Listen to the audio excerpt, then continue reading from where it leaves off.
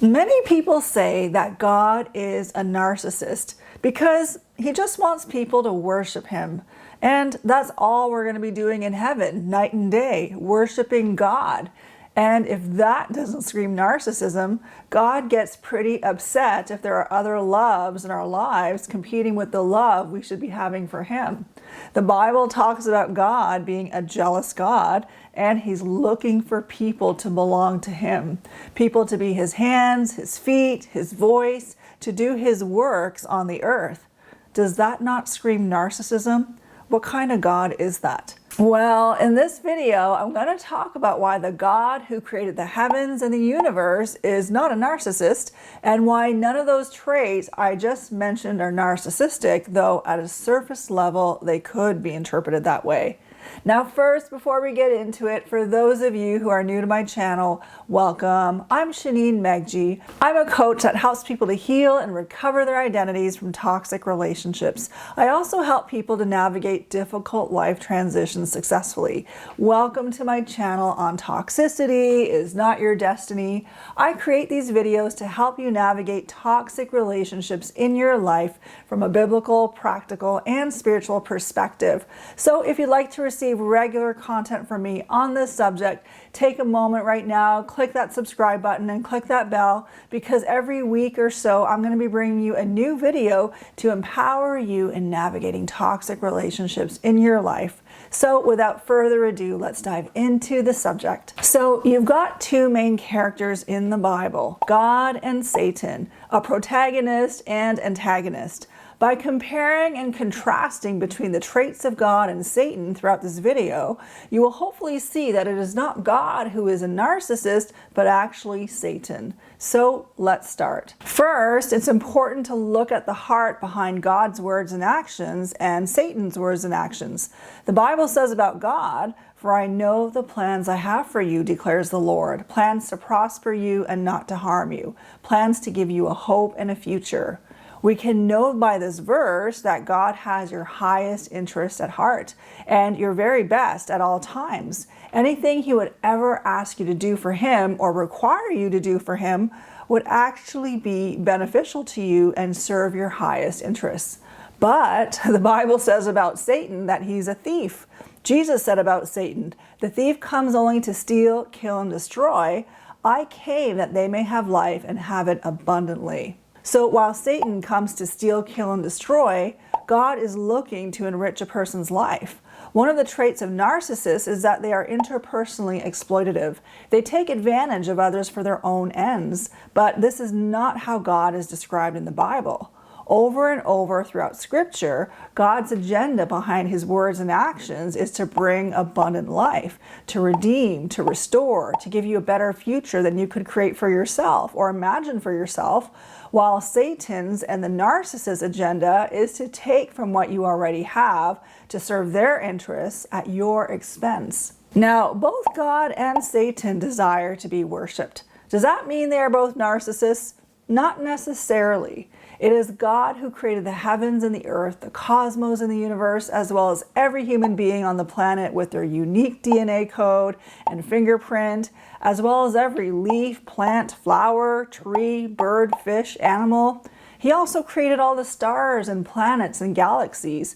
I mean, this is outstanding. In fact, science is only confirming more and more that the earth and all creation were not created by chance, but that there is a divine designer and creator behind it all, and everything was created by intentional design.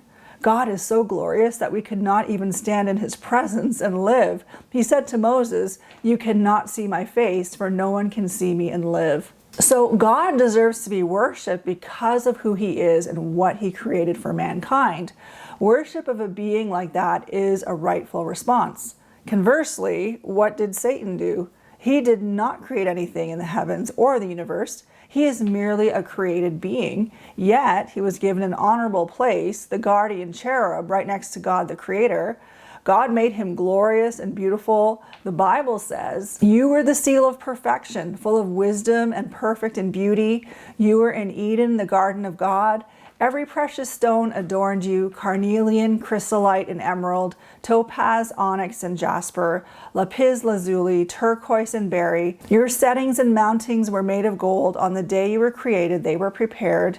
You were anointed as a guardian cherub, for so I ordained you. You were on the holy mount of God. You walked among the fiery stones. You were blameless in your ways from the day you were created, till wickedness was found in you. So all that beauty and high position was not enough for him. Satan wanted God's position. But Satan is no creator. There is nothing of the earth or universe or in the makeup of human beings that comes from Satan. Satan did not contribute anything at all to all of creation, and yet he feels entitled and driven to get the worship from man that God deserves. That is how Satan tempted Jesus. He offered Jesus all the kingdoms of the world in exchange for Jesus bowing down and worshiping him. But Satan never created those kingdoms of the world in the first place. God created them. The kingdoms Satan had under his rulership were stolen goods. Satan stole them when he tricked Adam and Eve. So God did all the work, yet Satan was demanding recognition and glory. One of the traits of a narcissist is grandiosity, someone who wants to be honored and revered without commensurate achievements. Well, doesn't that sound more like Satan than God? The Bible says about God, "You are worthy, our Lord and God, to receive glory and honor and power, for you created all things, and by your will they were created and have their being." God deserves the honor, the glory, and praise because of what he has done. It is the right and appropriate response for any human being to have. But nowhere are the good works of Satan recorded that deserve praise and worship. The third reason God is not a narcissist is because even though he is God and deserves to be worshiped and honored, he is extremely humble. God condescended to becoming a human.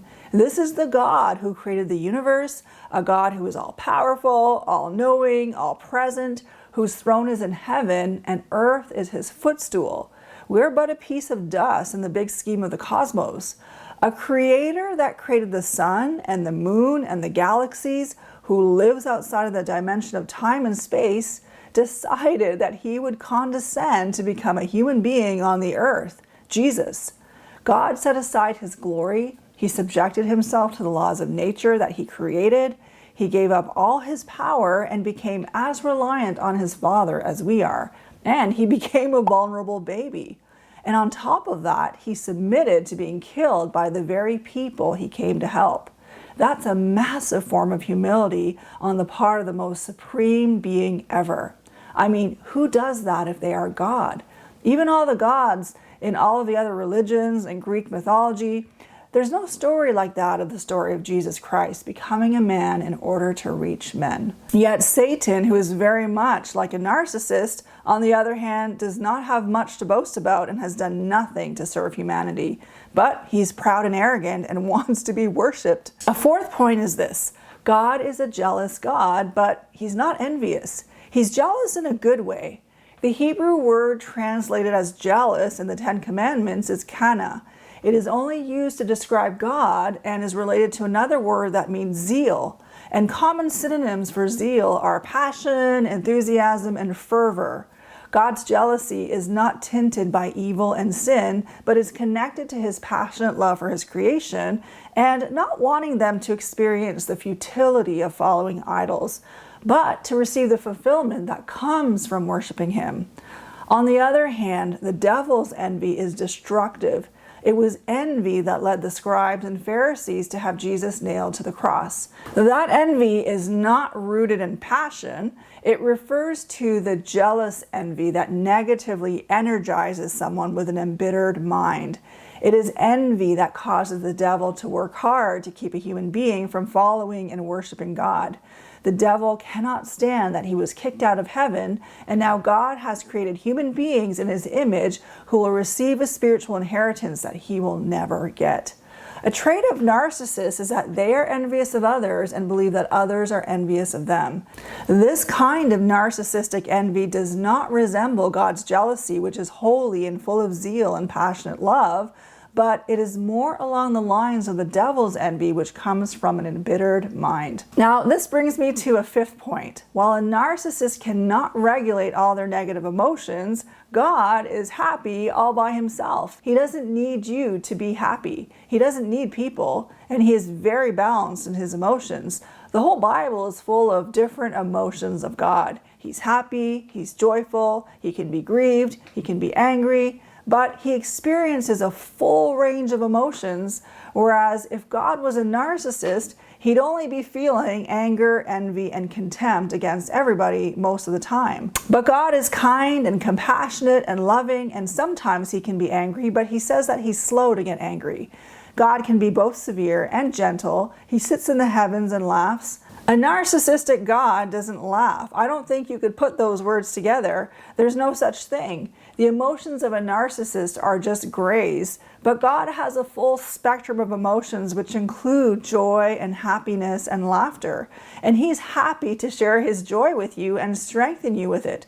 For the Bible says that the joy of the Lord is your strength. God doesn't need you to be joyful. In fact, it is the other way around. We need God's joy to be strengthened within. God did not create humans in order to get narcissistic supply. Rather, God created humans out of the love that he had to give to them. He wanted humans to be recipients of the overflow of love that is in him. We know that this is not love bombing in order to get something, because the Bible says that God's love endures forever. A love bomber's love, which is not really love, only lasts for a short time. But Paul prays that we would know the height and depth and width and length of the love that is in Christ. Now, God does command us to love him with all of our hearts, souls, minds, and strength. Again, a narcissist is not comfortable with intimacy at all. A narcissist does not seek to be loved because they are full of self-hate. A narcissist is looking to be emotionally regulated, and they are repelled by anyone that would seek to love them and would see it as a weakness. But God commands us for our sake more than his as an appropriate response to the love he gave us first. The Bible says we love God because he first loved us. If God were a narcissist, he would not be loving, but he would be love bombing and manipulating and giving with strings attached. And while a narcissist love bombs, the Bible says that every good and perfect gift comes from above, coming down from the Father of the heavenly lights, who does not change like shifting shadows. So God gives perfect gifts and there are no strings attached. He's not giving to you to throw you off balance. He is consistent. He doesn't change. The Bible says that he is the same yesterday, today, and forever. And there's a beautiful proverb that says, the blessing of the Lord makes rich, and he adds no sorrow with it. When a narcissist gives gifts, it is to love bomb you in order to get something out of you. You always have to pay in the end. But with God, his gifts do not come with sorrows. God is also not enemy focused, but he is merciful. A narcissist, though, is enemy focused and seeks to punish or teach a lesson to anyone who slights them. But Jesus says to his followers, but I tell you, love your enemies and pray for those who persecute you, that you may be children of your Father in heaven. He causes his sun to rise on the evil and the good, and sends rain on the righteous and the unrighteous. So God is generous with his enemies. He gives sun and rain to all people alike, whether they love him or not. The Bible also says, or do you show contempt for the riches of his kindness, forbearance, and patience, not realizing that God's kindness is intended to lead you to repentance? So God does not browbeat people to repent and change their ways, but he uses kindness. A narcissist, on the other hand, has unreasonable expectations of people and can fly into a narcissistic rage. But as I mentioned earlier, God says that he is slow to get angry, and it's his mercy that triumphs over judgment. So I hope that some of these examples show that the God of the universe is not a narcissist, but is actually everything opposite. He is magnificent and great, yet so very humble. He is loving, personal, joyful, and happy, and a giver of good gifts, one who imparts life that fulfills rather than depletes. He is not unstable or shifty, but constant and unchanging. Would you like to have a personal relationship with this God? Would you like to invite him into the driver's seat of your life? He knows your life from beginning to end, and he knows your destiny. He knows what you were born to do. Why go through life on your own when you can have God Himself filling you and teaching you how to live and guiding you step by step? So if you'd like to invite Him into your heart and life, pray this prayer with me. Dear God, thank you for coming down to the earth as a man and dying for my sins. I turn away from my wrongful behaviors and attitudes and ask you, Jesus Christ, to take the driver's seat of my heart and life. I choose to trust you and follow you this day as my Lord and Savior. In Jesus' name I pray. Amen. If you prayed this prayer, congratulations. You have now embarked on an adventure of faith with Jesus Christ, and all the angels in heaven are celebrating. The next thing I would recommend for you to do is connect with other people who are followers of Jesus Christ and get a Bible. Ask God to lead you to those people and start to read this book because it will change your life. Now, on another note, are you in a season of transition? If so, check out a free training that I have put together. It is all about 3 key ways to navigate a difficult transition.